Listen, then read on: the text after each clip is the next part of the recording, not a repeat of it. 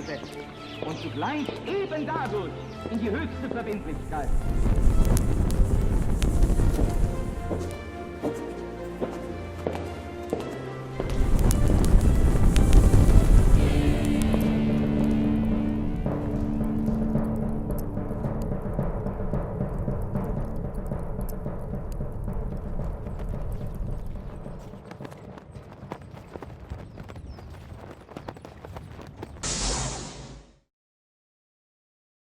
Sean todos ustedes muy bienvenidos a una nueva edición y emisión de este programa que se titula La Brújula. Lucas Carena les habla, Pablo Davoli, un gran amigo me acompaña. Por acá. ¿Cómo andás, Lucas? ¿Qué decís? Encantado de reencontrarnos en Conclusión TV, que se ha convertido en nuestra casa, con el paso del tiempo, ¿no? Sí, aparte ya van 2 años que estamos aquí en Conclusión TV, que pobre, acá la gente nos tiene que aguantar, la gente de Conclusión. Que muy cómodos y la verdad una generosidad enorme, enorme. Así que siempre nuestro agradecimiento. Bueno, este programa se consagra a la Virgen de Schoenstatt, ¿no? Se pone siempre bajo su manto de protección y de amparo para realizar esta empresa, esta campaña, esta misión. Y hoy con un tema que surgió de varias situaciones en las que he sentido que me habían consultado por esto, ¿no? Esto me pasó dando una charla para padres en un colegio, por ejemplo. ¿Ah, sí? Sí, que era, tenía aquí que ver. Rosario, ¿no? Aquí en Rosario, sí. De paso les mando saludos en el colegio Estela Maris. De Fisherton. Sí, algunos padres inquietos por un tema cercano, pero no exactamente esto que vamos a desarrollar. La pregunta por si los dispositivos móviles, los smartphones, como se les llaman, los televisores inteligentes, todo este tipo de nuevas tecnologías que nos acompañan día y noche, a diestra y siniestra, tienen la capacidad, incluso estando apagados, de registrar nuestra voz, de grabar incluso conversaciones, algo que está un poco en el imaginario colectivo, y se me ocurrió un poco indagar al respecto. Claro, desempolvar y desenmarañar algo que para algunos es solo una fabulación, un mito, y para otros no, es algo casi indiscutible de que existe esa tecnología como para poder tener registro casi persecutorio de todas nuestras acciones.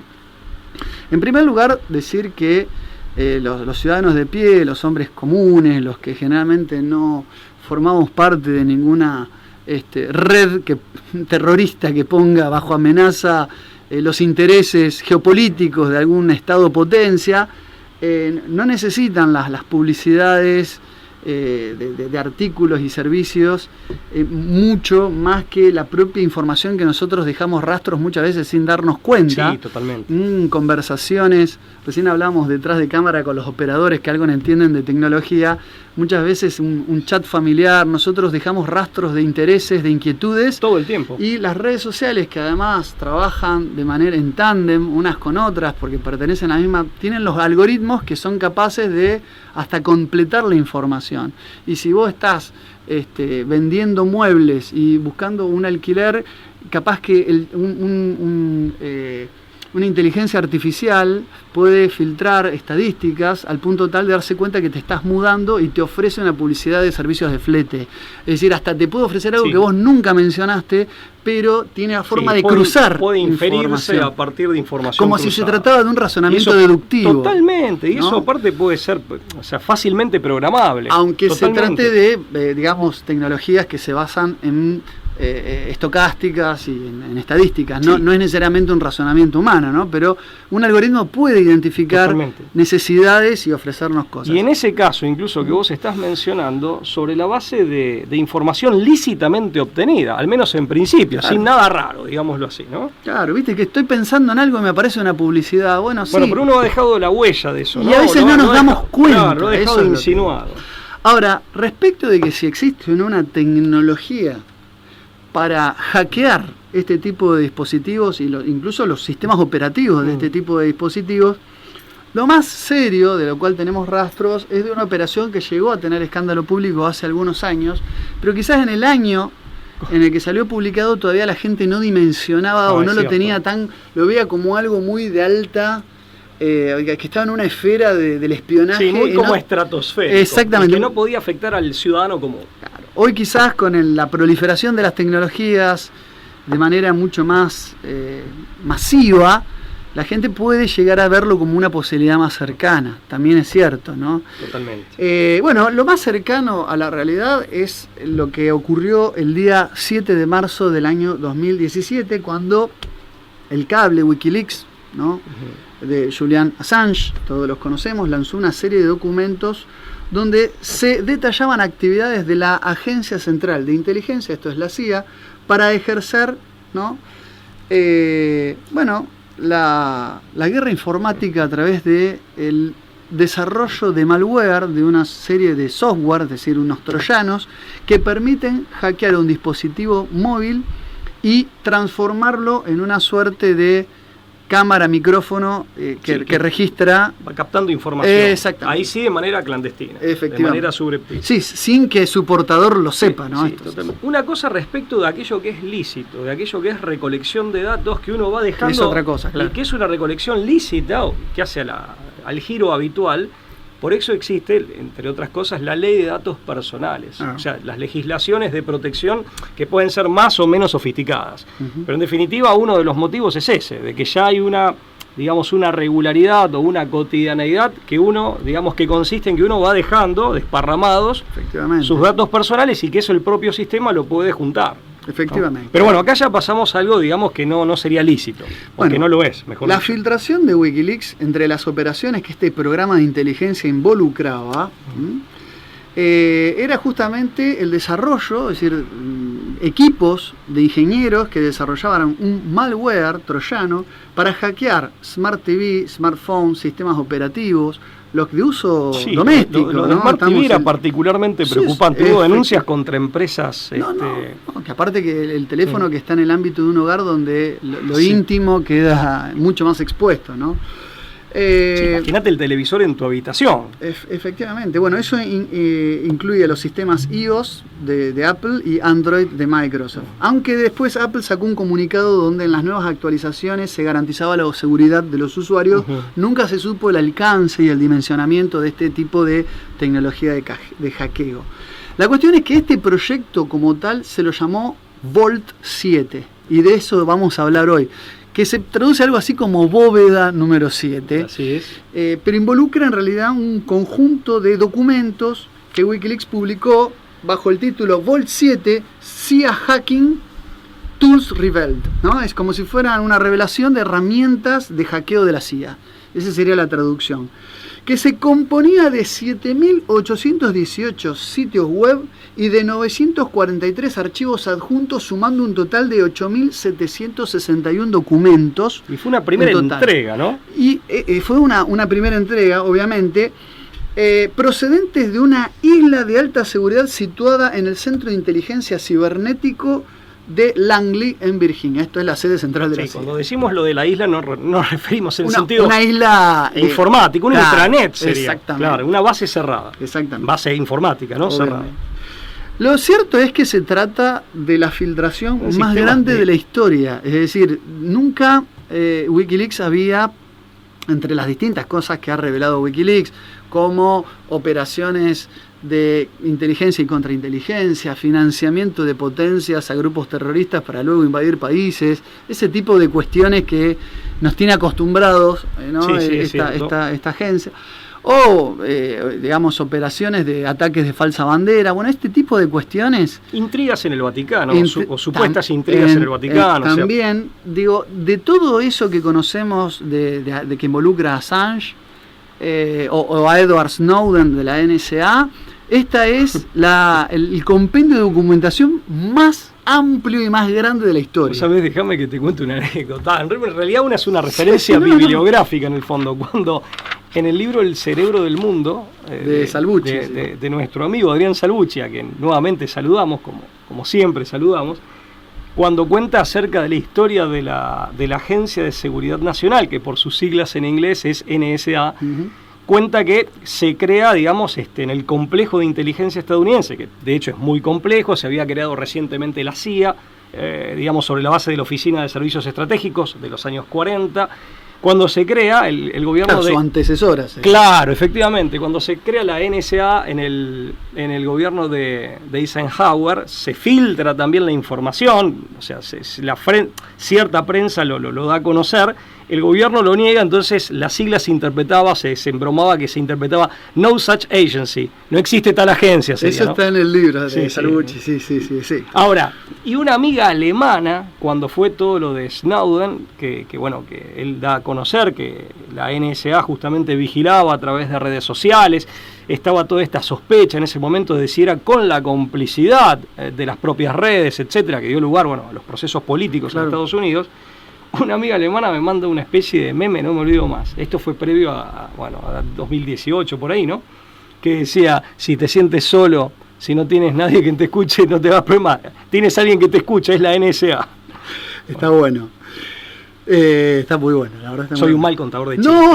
Pero está vale claro. La pena traerlo. Está claro. Porque esto, una cosa importante, esto tiene que ver con andar escuchando, para decirlo a la vieja usanza, pero escuchando a gente común y masivamente. Ya no ponerle a determinada figura, claro, no, aparte de eso, tener registro de todo y después veo para qué lo uso, ¿no? Es decir, eso es terrible. Volvemos al modelo del panoptismo, eso de ahora vamos a llegar.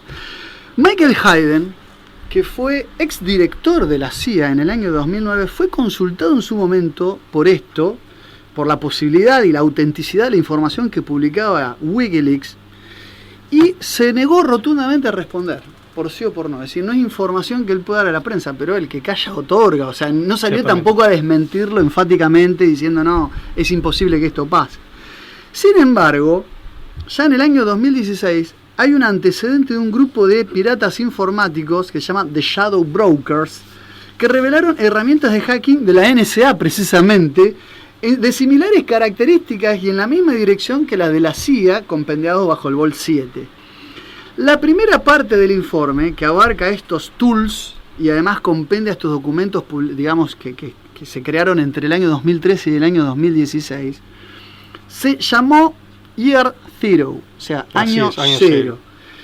Y entre las revelaciones de la filtración estaba el hecho de que, por ejemplo, el consulado, y yo me metí en Wikileaks y está, digamos... O sea, pudiste verificarlo. Pueden entrar, busquen, como les dije bien, el título esto de Vault 7 CIA Hacking Tools Revealed, y lo van a encontrar, está todo en inglés por supuesto, pero lo busqué de fuente directa, que el consulado de Estados Unidos en Frankfurt es en realidad una base de hackers de la CIA, la Agency Center for Cyber Intelligence Europe Engineering, cuyo radio de acción es Europa, África del Norte, o Norte de África, y Oriente Próximo. Es como una sede de la CIA escondida en un consulado en Frankfurt, que en realidad opera con este proyecto del Vault 7. Y si no mal recuerdo, es lo que claramente te muestra, te pone de manifiesto como si fuera algo completamente normal, la película The Bourne Ultimatum. Claro, exactamente. Donde está Pamela Landy, que es la que hace de jefa de sección, ¿no? de la CIA, están en Alemania. Están en Frankfurt, si no mal recuerdo. Sí, efectivamente, tiene como una sede ahí de operaciones. No me acuerdo si es Ultimatum o la anterior. La supremacía Bourne, ¿no? No, me parece que es la última, que es Ultimatum. Sí, bien. Me parece. Aquí se halla lo que se llama la Umbridge Component Library, es decir, una verdadera biblioteca de técnicas de ciberataque.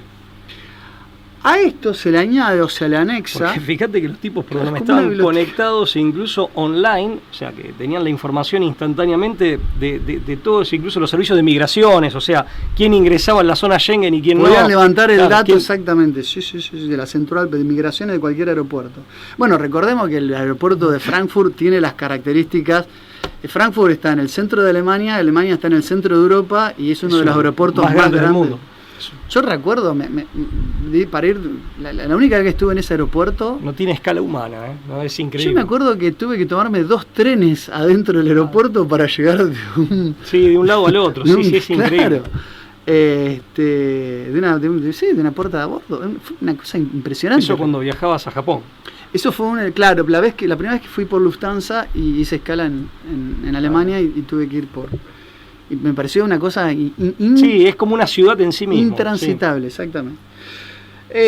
Bueno, lo que se desenvuelve acá es algo que en los medios de comunicación lo dejaron, cuando esto salta a la luz y se convierte en escándalo público, salta a la luz como teoría de la conspiración. Es decir, los medios se encargaron de decir, bueno, esta es la parte que debería ser chequeada, que se puede, digamos, está dentro de las revelaciones de Wikileaks, pero que no se puede afirmar con contundencia. Ya cuando se habla de intencionalidades o el para qué se hace esto, siempre tiene algo de conjetural. Claro. Exactamente, esa cuota de conjetura de todo este proyecto, ellos le llaman teoría de la conspiración. A ver, que puede ser una conjetura de cierta razonabilidad y eso le da certidumbre o alguna verosimilitud, y eso no es una teoría de la conspiración. Bueno, o sea, teoría de la conspiración es aquello que no tiene asidero alguno. Claro, aparte son esas cosas que en ningún documento salen por escrito. Hacemos esto para, con la intención última de...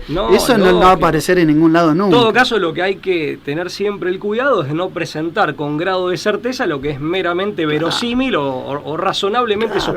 Y aparte sabemos que hay herramientas que sirven para múltiples objetivos. Claro. Entonces algunos son de menor alcance, otras... Tal cual. Entonces también es muy difícil.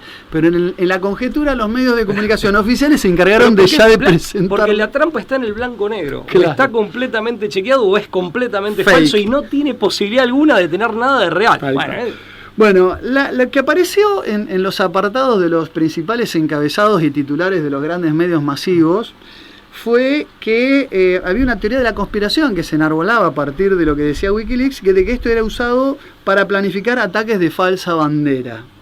O sea, el grupo Umbridge de la división de dispositivos remotos de la CIA se dedicaba a robar técnicas de hackeo y técnicas de ciberataque de otros países, incluido Rusia, y esto le permitía evitar los ataques, pero también replicarlos, usar las técnicas, estudiar las técnicas de otros países, algo que me parece natural de cualquier país que trabaja en inteligencia, y utilizarlos en su favor. Pero la otra teoría que se deslizaba es de que la filtración, o parte de la filtración, fue adrede, o mejor fue como un descuido medio para, fíjate qué interesante. En algún punto consentido. Exactamente, hubo como una suerte de... Eso suena muy conspirativo. Bueno, exactamente. Una estrategia disuasiva para generar en la población la sensación de observación y monitoreo. Es como para decirle a la población entera, ojo, que yo tengo soy el domador, tengo las riendas en mi poder. No es descabellado a la luz, no sería descabellado a la luz del efecto Hawthorne. Ajá, a ver. ¿Qué es eso para la gente? No, pero es algo, de hecho... Está dentro de la ingeniería social. Claro, es un experimento de ingeniería social que en su momento se hizo en aras de incrementar la productividad en Estados Unidos en una empresa, ¿cuándo no? En aras de incrementar la productividad y la rentabilidad, de maximizarla, que le hace un tal Mayo, de apellido, que pone a 6 mujeres que formaban parte de una planta fabril, las pone a trabajar bajo vigilancia y va a cambiar en una habitación, o sea, las separa del resto de la gente de la fábrica, o sea, de la planta, y en condiciones que él progresivamente se las iba complicando, o sea, que les dificultaba la labor. Y él descubre que la productividad se incrementaba pese a que las condiciones cada vez eran más difíciles, aunque obviamente no imposibles de soportar. Claro. Entonces llega a la conclusión, y se conoce porque la empresa se llama Hawthorne, llega a la conclusión, por eso se le llama efecto Hawthorne, de que cuando estás vigilado la gente cambia sus comportamientos y tiende a ser, entre otras cosas, en este caso, como se trataba de una fábrica, más productiva. Claro. Entonces es una manera ya de ir disciplinándote por la simple sospecha, en este caso, yendo a lo que decís vos, de que estás siendo observado, que podés ser observado. Exactamente, esa sería la segunda teoría de la conspiración. Ojito claro, es decir, es más importante que la gente vea que hay cámaras que lo que las cámaras en realidad registran. Y que la cámara tal vez no sirva para identificar a tu posible homicida, pero sí que vos estás bajo vigilancia. Exactamente. Para también generar esa sensación, ¿no? A tal punto, esto es así. Sí, perdón, vos, un paréntesis, me acabo de acordar. En mayo de este año, yo lo puse en mi canal de Telegram, puse el posteo de la nota. El diario Río Negro, en mayo de este año, publicó que cruzando, digamos, datos del RENAPER, mejor dicho, datos biométricos del RENAPER con cámaras de la CABA. Que es el Registro Nacional de las Personas acá en Argentina. En Argentina, ¿no? Y la CABA es la Ciudad Autónoma de Buenos Aires, el sistema de cámaras. Bueno, lo que informa el diario, lo que informó hace pocos meses atrás el diario de Río Negro es que se habían acumulado datos sobre pretexto de buscar a 40.000 prófugos, datos de 10 millones de personas. Claro. Sí, no, por eso la posibilidad y la potencialidad de esto nadie duda. Lo que se le llama teoría de la conspiración es decir, bueno, es ese presunto para qué que todavía está en una suerte de nebulosa. Ahora, tal es así de esta estrategia disuasiva que Daniel Stulin, y esto lo tiro como un dato para que después la gente también investigue y no se quede con ninguna versión, es este escritor lituano, sí, dedicado a investigar principalmente el grupo Bilderberg, pero que además tiene, digamos, un montón de libros en materia de élites, sí, dirigentes. Es un investigador. Tiene muchos libros aparte. Polémico, ¿no? O sea, en algunos aspectos. Sobre el Instituto Tavistock tiene uno que es muy bueno. Sí, sobre transhumanismo también. Bueno, él dice en un libro del año 2012 que se llama Desmontando a Wikileaks, que directamente todo Wikileaks es una estrategia de disidencia controlada con estos fines. Claro, o sea, él lo plantea como disidencia controlada. Él dice que Wikileaks nació para poder evitar la libertad en las redes sociales. O sea, la libertad de expresión de las redes sociales. A mí me parece un tanto extrema la postura. Quiero aclarar que nosotros... Sí, no estamos en condiciones... No estamos en condiciones de decir quién tiene razón.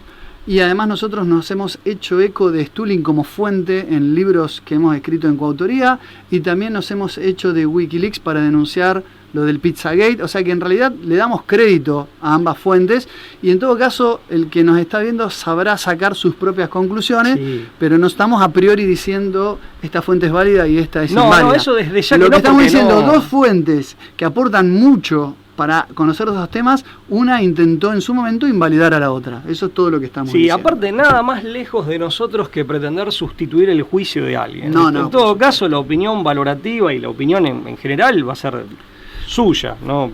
Hay que decir que hay elementos de cada uno. Hay elementos que podrían llegar a invalidar esto de que se trató de una fuga premeditada o una fuga controlada. Porque en julio del año 2022, estamos hablando de julio del año pasado, Joshua Schulte, que era miembro de la CIA, que trabajaba en los equipos técnicos de la CIA, fue sentenciado por la Corte Federal de Nueva York por la filtración de documentos de la CIA a Wikileaks. Entre estos documentos está el Vault 7. El fiscal Damian Williams, en un comunicado, dijo que Schulte era consciente de que con esta acción ponía bajo amenaza la seguridad de la nación. Fue condenado por 8 cargos en su contra bajo la ley de espionaje y obstrucción de la justicia. Déjame, Pablo, hacer 2 pequeñas observaciones sobre este dato. Por un lado, puede pasar de que Schulte haya sido un 4 de copas, que en el contexto de que se trate de una operación controlada, de una falsa bandera, para darle credibilidad a la filtración pusieron a alguien preso, o sea, rodó una cabeza, podría pasar eso. Pero si fuera que realmente Schulte quiso hacerle un favor a la población para decirle, ustedes están siendo ilegalmente observados por la CIA, me llama la atención el argumento del fiscal William. Está diciendo que aquel que le informa a través de una infiltración a la población entera, ustedes son vigilados ilegalmente, pone, fíjense lo que pondera, la amenaza a la seguridad nacional que eso implica. Sí, que es muy propio, claro, es muy propio de los argumentos, ¿no?, de las potencias que están siempre en conflicto o en guerra. Sí, como si fueras un enemigo externo. Aparte. Exacto. O sea, vos le facilitás a los enemigos de la nación posible información que nosotros estamos trabajando para resguardar y con eso proteger al ciudadano norteamericano. El hecho de convertirte en enemigo público y con esa envergadura es muy de los muy clásico eso. Claro, y es muy de los regímenes totalitarios, ¿no? Que a todo disidente, de hecho, lo convierten en una suerte de enemigo de todos o de enemigo público. Pero por supuesto, pero además del totalitarismo que eso implica, Estados Unidos se funda sobre la base de ese sueño americano de que los ciudadanos son libres, portadores plenos de derechos, que la enmienda tal, que la enmienda tal otra. Pero han caído bajo el despotismo conforme a la profecía de Tocqueville, de Alexis de Tocqueville, ¿no? Es cierto. En la democracia en América. En América. Que el individualismo, que la búsqueda bueno, la sociedad de masas, eso. Tal ¿no? cual, claro. La masificación. Cuando todavía no se hablaba de masificación, porque es un concepto poco posterior, pero en efecto lo que él describe es eso. Pero Tocqueville es uno de los grandes vaticinados, digamos, totalmente de esa problemática. La banalización de la vida, girar en torno a pequeños placeres, desentenderse lo que los griegos decían, el idiota, el que se desentiende de los asuntos públicos, de la cosa pública, que iba a llevar a la muerte de esas libertades. Más después, bueno, ya sabemos, ¿no? El poder del dinero, que eso lo vaticinaron otros norteamericanos. Bueno, Tocqueville era francés, pero ahí hacía referencia a Estados Unidos. Bueno, los malware... Pero te interrumpí, vos querías hacer una segunda reflexión.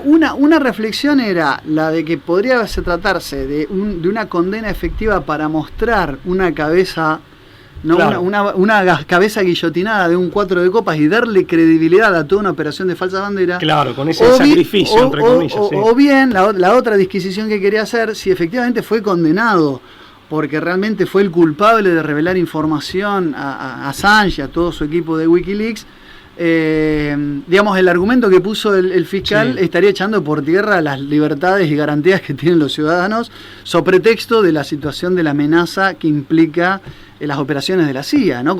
Contra su propio pueblo, espiando y grabando todas sus conversaciones a través de sus smartphones. En el caso desde una perspectiva jurídica y de la argumentación en el marco de un pleito, es interesante. Yo había leído el caso de, bueno, lo cito ahora rápidamente, en todo caso después me explayo, pero de Catherine Gunn, que es una mujer que en el año 2003 ella trabajaba en una oficina también de escuchas, pero de escuchas sobre determinadas figuras. En realidad es al revés. Ella participaba en una oficina del MI5, una oficina o vinculada al MI5 de escuchas, y ella era traductora de chino y japonés en el Reino Unido. Y le llega un correo electrónico de un agente de la Agencia de Seguridad Nacional, en donde abiertamente se habla de una operación en donde justamente, con motivo de la guerra de Irak, estamos hablando de principios del año 2003, con motivo de la invasión de Irak y demás, se admitía que había una operación en Naciones Unidas en donde Estados Unidos y el Reino Unido estaban espiando las conversaciones privadas y todas las comunicaciones de 5 miembros del Consejo de Seguridad de Naciones Unidas. O sea, de los 15 contando los permanentes, más los que son... Los rotan. Efectivamente. 5 permanentes y 10 que son renovables. Uno de ellos era Chile, por ejemplo, como miembro no permanente, pero que a la sazón estaba, digamos, en el Consejo de Seguridad. Y ella lo da a conocer, tiene una crisis de conciencia y lo da a conocer. Se hace un juicio y uno de los argumentos de la Fiscalía fue llamativo, porque uno de los argumentos de la Fiscalía, ella no niega que lo dio a conocer, o sea, no niega el hecho, finalmente lo admite, pero explica por qué. Y uno de los argumentos que utilizó la Fiscalía es que ella había vuelto, o sea, que la defensa que ella ejercía, o que se estaba ejerciendo en beneficio de ella, que era inválida porque ella tendría que haber pedido permiso al Estado o al gobierno para poder hablar con sus propios abogados del tema a los efectos de articular una defensa. O sea, les tendría que haber dado al gobierno de Estados Unidos la potestad o de tapar todo. En este caso del gobierno inglés. Del gobierno inglés, pero perdón. De tapar todo y no, claro, o de aprobar. No se podía ni defender. Fíjate o sea, supuestamente lo que esgrime la Fiscalía es que ella, para hablar con sus abogados a los efectos de articular una defensa, una estrategia procesal, necesitaba pedir otro permiso que hubiera puesto de manifiesto cuál iba a ser la estrategia procesal. Sí, aparte le tenía que haber habilitado, claro, a sus verdugos que la limpiaran. Totalmente. Bueno, ¿cómo terminó el tema? Por alguna razón, Fiscalía finalmente retira los cargos. Lo que estaba leyendo con motivo de este caso es que la ley de secreto oficial de Inglaterra, que existe desde 1911, tuvo alguna enmienda en el 87, que la alivianó un poco. Es terriblemente severa, al punto tal que la gente de inteligencia en el Reino Unido bromea que hasta la carta, el menú de la cantina para los empleados públicos es secreto. O sea, tiene un nivel de secretismo y de penalización muy grande, ¿no? Hablábamos detrás de cámara, hasta los Simpsons han parodiado esto de que hay gente monitoreando y escuchando todas las conversaciones. Un caso interesante porque de algún modo también vino a ratificar dos cosas, o por lo menos dio a ver, abonó lo que ya se pensaba que existía. La red Echelon, que es así, ya viene y es a través de correos electrónicos de espionaje masivo, y el sistema Five Eyes, 5 ojos, de los países anglosajones, digamos, Estados Unidos, Canadá, Inglaterra, Australia. No hay ninguna teoría de la conspiración, eso es una ciencia cierta. Bueno, pero ahí en el año 2003 todavía era una cosa... Claro, esto es casi no más de 10 años después, 15 años después, lo de Vault 7, y se profundiza. Ahora, déjame decirte algo. Volviendo al Vault 7, la primera parte de estos documentos hablaban de un malware de dos tipos, uno llamado Atenea y otro Hera, le pusieron nombres de diosas griegas, de olímpicas griegas, que filtraban sistemas operativos de Microsoft, de tipo Windows. Entonces, como eran de índoles domésticos, los ataques de falsa bandera quedaron por ahí como en el plano de lo puramente conspirativo. Pero a esto le sucede una segunda tanda de documentos. Recordemos que hay dos partes. La segunda parte de este Vault 7, que se llama el Marble, que se compone de 676 documentos complementarios, hablan de un sistema con este nombre que oculta fragmentos de textos que permiten al creador del malware no ser identificado. Hay un experto, Joseph Allows, que es el jefe de investigaciones de ESET, que es una compañía, ESET es muy conocida, es una compañía que ofrece soluciones de ciberseguridad, cuyo CEO es Marco Richards. Ofrece soluciones de ciberseguridad para grandes empresas, pero también de índole doméstico. ¿No querés que tu hijo utilice, no sé, los slots para apostar? Y bueno, te puede bloquear accesos a distintos juegos de azar, por ejemplo, para dispositivos de índole doméstico. Dijo que, bueno, fue consultado por una revista tecnológica, GenBeta se llama la revista, que el código fuente del Marble, de esta tecnología, de este software, este es un malware, puede falsificar el recupero de datos permitiendo un doble juego de atribución forense, desencriptando datos en otros idiomas, demostrando que detrás de ciertos ataques atribuidos a actores externos en realidad puede haber estado la CIA. O sea, tiene la capacidad de falsificar la forma de encriptar datos para adjudicarlo a algún... Para que si vos seguís el rastro...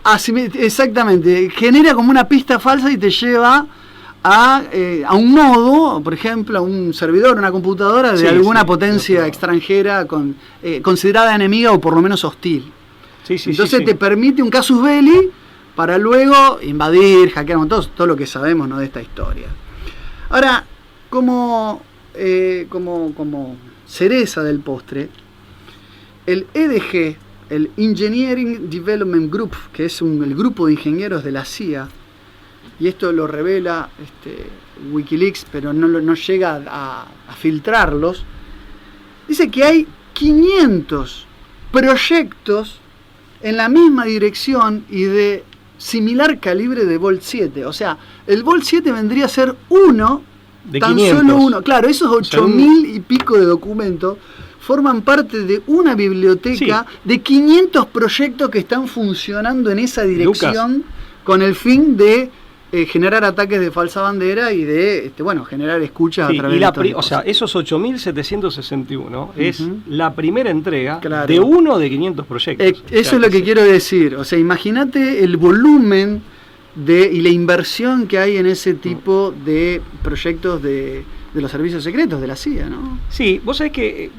para esa misma época, cuando comienza a saltar todo esto, también los escándalos vinculados a las revelaciones que hace Snowden respecto de qué pasaba con todos los datos que en definitiva se van agrupando, se van recogiendo en redes sociales, Facebook por ejemplo, que dio lugar incluso a las interpelaciones que tuvo que comparecer Mark Zuckerberg en el Congreso de Estados Unidos, entre otras cosas, ¿no? O sea, generó todo un escándalo muy fuerte. Yo me acuerdo, había analistas que decían, y lo digo muy modestamente, pero con alguna ingenuidad o con algún desconocimiento en algo que sí creo que es fundamental, un factor que omitían considerar. Decían, bueno, que se ahoguen en el mar de información.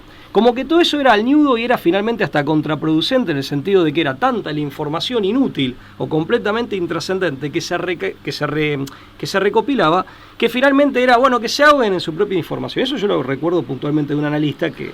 Ahora, ahí el factor que no han considerado es la inteligencia artificial, claro, y la capacidad de procesamiento de datos. El Big Data, claro. No es que tenés gente, porque fíjate, los Simpsons, yo me acuerdo hay uno, claro, que en particular te mostraba todo gente como si fuera en un telecentro con miles de personas y se encontré algo, pero en realidad eso no es real. Eso es una caricatura, claro, de los años 60, o los cables que se interceptaban en la Segunda Guerra Mundial que levantaban la mano. Claro, que levantaban la mano tipo como se ve en Operación Valkyria. Claro, exactamente, en Operación Valkyria, tal cual. Ahí omitieron justamente el factor de la inteligencia artificial que hace todo el trabajo y el procesamiento de información. La inmediatez, la simultaneidad de procesamiento que tiene hoy. Totalmente, o sea, la IA, ¿no? O sea, en ese sentido no hay que quedarse tranquilo. El otro punto que quería destacar es, como pregunta, y de hecho dio lugar a juicios en Estados Unidos, habría que ver qué suerte han corrido, con el televisor que te espía, que fue contra una empresa en particular, recibió varios juicios en su contra. ¿Hasta qué punto no hay complicidad de la empresa? Porque una cosa es el hackeo remoto y otra cosa es que ya el dispositivo venga con algún sistema de puerta trasera o con alguna puerta trasera que permita la intromisión. Claro. De hecho, a ver, todo esto también hace el escándalo de cuando Elon Musk adquiere Twitter, bueno, finalmente lo convierte en X, ¿no? Pero que hace toda una serie de revelaciones de las relaciones que había habido, sobre todo 2020, ya sabemos lo que pasó y demás, entre, digamos, la red social y, bueno, el FBI concretamente. Efectivamente. Donde aparte, bueno, no se sabía porque hubo también interpelaciones donde hubo testigos diciendo, no, pero nos obligó el FBI. Bueno, eso ya habrá que ver y habrá que entrar a discernir qué fue lo que realmente pasó. Aquí no estamos en condición de aseverar nada al respecto, pero el escándalo como tal existe, las denuncias existen y hay confesiones en un sentido y en el otro, ¿no? Yo creo que lo que tiene que quedar en claro, y la gente que nos sigue, nos ve, tiene que ya dejar de dudar de una vez por todas, de que la tecnología para hacerlo existe, es real y efectivamente supera con creces la posibilidad de que esto se trate de una cosa estratosférica, conspiranoica, propio de películas de ciencia ficción donde hay espionajes y cosas. No, y es mucho más económico que otro tipo, ¿no?, de actividad. O sea, se puede hacer con mucha facilidad. Algunos especulan, no lo sé, pero algunos especulan con que tendría que ver sobre con todo la dependencia que tenemos, ¿no?, de cada vez más de esto, ¿no? Fíjate que no se les puede retirar ya de fábrica, no se les puede retirar la batería, posibilidad que antes existía. Cada vez más restricciones. No sé si obedecerá a otra razón, bueno, eso desconozco, pero algunos lo señalan. Yo recuerdo de que gente por seguridad no solo apagaba, sino que retiraba la batería y la dejaba a varios centímetros de distancia una de otro, como diciendo que esto realmente no se convierta en nada en mi contra. Yo he estado en reuniones en donde el celular queda afuera, o me han pedido, por favor, sí, totalmente. Vamos a terminar como en el Superagente 86. El canasto donde hay que dejar los celulares. Ahora vamos a terminar ahora en el Superagente 86, el cono del silencio. Vamos a terminar el zapatófano. Una vez hablé con alguien avisado en temas de inteligencia, y hablando de todo esto y de la inferioridad, la desventaja tecnológica en que muchas veces cierto país se encuentra respecto de otro, o cierta organización, o la gente común, nosotros, no sé. Sí, el ciudadano de a pie, claro, que no tiene cómo defenderse de esto, ¿no? Y esto ya, me acuerdo, fue en el año 2005, 2006, y hablando con esta persona, le digo... Pero entonces, que aparte era un técnico, conocía bien, a diferencia mía, conocía bien de las cuestiones tecnológicas, entonces le digo, pero entonces en ese sentido conviene, digamos, ser original en la creación de códigos, de modismos, de códigos, ser lo más original y en ese sentido que sea lo más plural posible, o sea, evitar la estandarización, pero además nos conviene volver incluso a tecnologías que se creen en desuso, o sea, volver a la Segunda Guerra Mundial. Y me dice, mirá, eso no habría que descartarlo, de que tal vez para determinadas cuestiones de seguridad y demás, hasta te convenga utilizar una tecnología más vieja que alguien que te quiere vigilar de pronto ha descartado completamente. Que no se le ocurre que, por ejemplo, no sé, usar, por decirte Pero bueno, ¿quién maneja hoy una paloma mensajera? Bueno, como en la hasta Segunda Primera Guerra Mundial claro. se usaron palomas mensajeras para evadir cualquier tipo de intercepción satelital. No, Pablo, yo habría creo que ver cuál, ¿no? Y para qué. No, pero se por podría, supuesto. No, para resguardarte. no nos vamos a poner a dar, para finalizar, porque ya estamos en tiempo, no nos vamos a poner a dar consejos, pero que trascienden esto. Pero si todo lo que sea no depender de esto, siempre suma. Y con esto me refiero a seguir militando. Nosotros en nuestro país tenemos una escalada, bueno, la gente que nos mira lo sabe, pero tenemos una escalada inflacionaria muy importante y es verdad que todo tiende a facilitarte las transacciones comerciales por teléfono y demás. Hay que militar todavía el tema del dinero papel, aunque nos cueste. Por supuesto. Porque eso representa también una libertad en sentido de que no estamos dejando registro de absolutamente todo y cada una de las operaciones que hacemos. Y de tu geolocalización. Exactamente, generar un itinerario de tus movimientos y un rastro certero y localizable, por supuesto. Entonces, militar la existencia de dinero papel, aunque sea más incómodo, aunque te la puedan robar. El circulante es propiedad de la comunidad como conjunto. Por supuesto. Es la sangre del organismo económico. Bueno, pero hay cada vez más intentos, ¿no?, de digitalizarlo todo, de las billeteras digitales. Está esta tendencia a la vuelta de la esquina. Fíjate, y te lo venden como algo de vanguardia. La seguridad, mira, la seguridad se puede arreglar de otra manera. O sea, normalmente la tentación jovesiana de Leviatán, de las tiranías, son la seguridad, que a veces el mismo que te la promete es el que creó la situación de inseguridad, y si no el confort, la comodidad. No, hay que, o sea, en ese sentido hay que tener una sana desconfianza a ese tipo de propuestas. Bueno, ¿de dónde emanaba el poder del Leviatán en Hobbes? De justamente delegarle... por seguridad renunciar a todo. El pacto de sujeción. Y si nos no, ponemos bajo la órbita de un monstruo. Más torpe todavía, caer por confort. Y por un confort banal, totalmente banal. Sí, la cobardía, la pereza, ¿no? Y el confort. Te puede llevar a la esclavitud. Pablo, nos quedó varias cosas para decir. Si querés alguna reflexión hablando final. de filtraciones, quiero quiero hacer un recordatorio, pero creo que sí, como argentinos, aparte a Cliff Ponting, que fue el que reveló, trabajaba en el Ministerio de Defensa británico y se comió un juicio, y es interesante, el jurado contra el consejo del juez, el jurado lo absolvió en el año 85, que reveló documentos oficiales del crimen de guerra que comete Margaret Thatcher con el general Belgrano, con nuestro buque, con el general Belgrano, que lo hunden. Hoy ya un secreto a voces, por el mundo entero conocido, pero en aquel momento no, estaba fuera de la órbita. Así es. Del accionar bélico, efectivamente, del teatro de operaciones. Estaba fuera, es crimen de guerra, y bueno, un inglés que trabajaba para el Ministerio de Defensa, se ve que el tipo, siguiendo los dictados de su conciencia, Cliff Ponting, lo revela, se come un juicio, el juez incluso haciendo fuerza para que el jurado lo condene, y el jurado británico, dato interesante también, lo libera de culpa y cargo. Bueno. Un dato interesante. Interesante para revisar por lo menos cuál es el origen, ¿no?, de esa revelación. Y esto de andar hay que recordar un libro, Pablo. Un libro, sí, que saca varios datos. Lo que conté de Catherine, que no es Catherine, es Catherine Gunn, lo saqué del libro Escuchas, Despachos del Mundo Secreto del Espionaje Global, de Patrick Radden Keefe. Interesante el libro. Para recomendar, para leer, para ver que está documentado. Cita varios casos. Otro que cita es el de Edward Stettinius, que era el jefe, el titular del Departamento de Estado. Un apellido medio griego, ¿no? Claro, en la época de Truman, que espió de los 45 miembros de Naciones Unidas originales, en 45, espió 43, según cuenta acá Radden Keefe.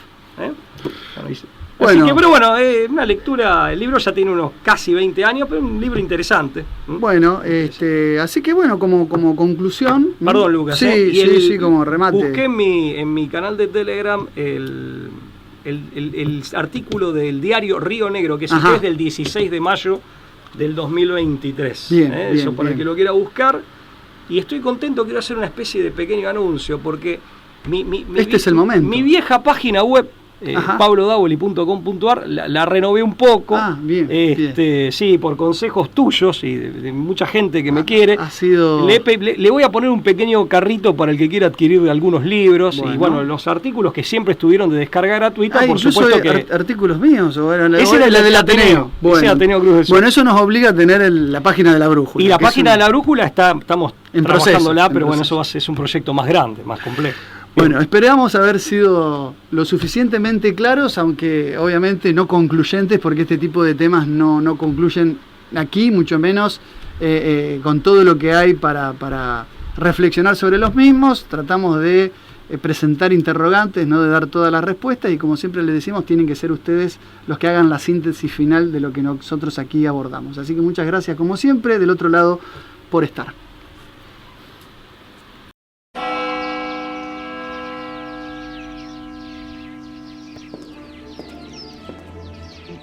Gesetzt und zugleich eben dadurch in die höchste Verbindlichkeit.